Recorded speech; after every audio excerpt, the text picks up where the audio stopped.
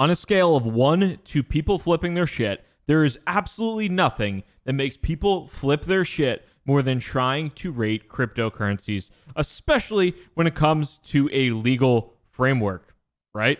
What's going on, everybody? It is your boy, Crypto Bobby. I hope you are having a great day, great night, wherever you are watching or listening in from. And today, we have a special treat that was bestowed upon us by the powers that be. And by the powers that be, I mean the cryptocurrency exchanges of the world. And yes, we have a doozy today. Let's pop into it. So, as any red-blooded American, there's nothing I like more than kicking my Monday morning off with a brand new system for ratings of cryptocurrencies in regards to the likelihood as to whether or not they are securities with very ambiguous ratings.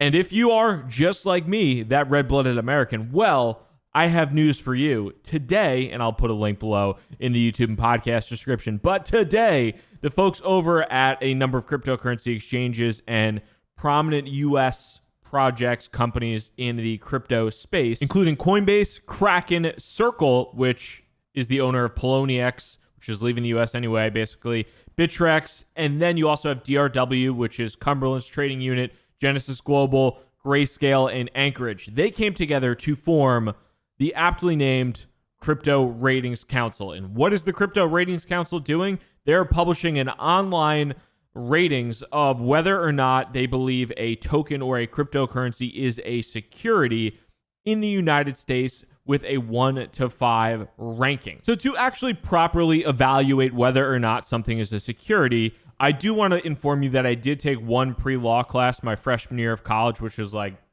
I don't know, 10, 11 years ago, something like that. So I did take one pre-law class my freshman year of college. So I am highly qualified and credentialed to provide a lot of high-level insight as to this security score in general. But these rankings came out, and people went absolutely apeshit on Twitter in the 3 hours on Monday morning because we didn't need anything else on Monday morning to start off the week hot. So when you look at it, 1 is the best score. You do not want to be a security for the most part, at least for a cryptocurrency when these were all offered as non-securities or started as non-securities. So number 1, you do not want to be a security. Number 5, oh shit, this thing is probably a security.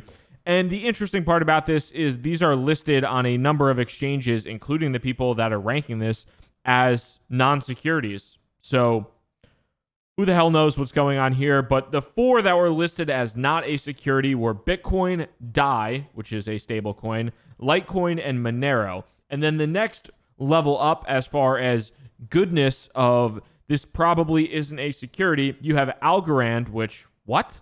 Chainlink, okay, Ethereum, Numerai, and Zcash. And you work your way up and you work your way up.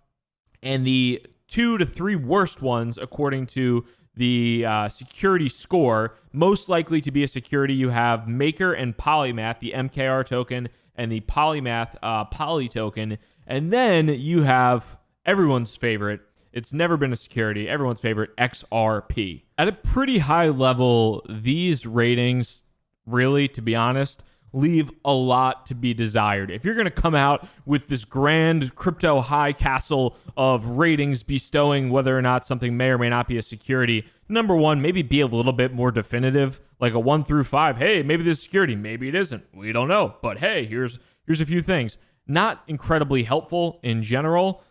Also, the reasons as to why they are good or bad are pretty high level as well. Like there's not a lot of meat to this information. If you're looking at why something isn't a security right now, when you look at this, if you look at Bitcoin or some of these other crypto assets, for Bitcoin specifically, they say it's a decentralized development and usage. Yes, that's true. The anonymity of the project team, shocker. They don't believe it's Craig Wright. They believe the project team is mostly anonymous. The absence of a token sale. The fact that Bitcoin wasn't an ICO, helpful to not be a security. On the other end of the spectrum, if you're looking at something like Maker, which is one of the worst ranked ones, even though it has by many people, a high degree of respect, you look at why they consider Maker to be quote unquote bad or more of a security. There's burning features, which makes it potentially a security if you're actually burning the asset.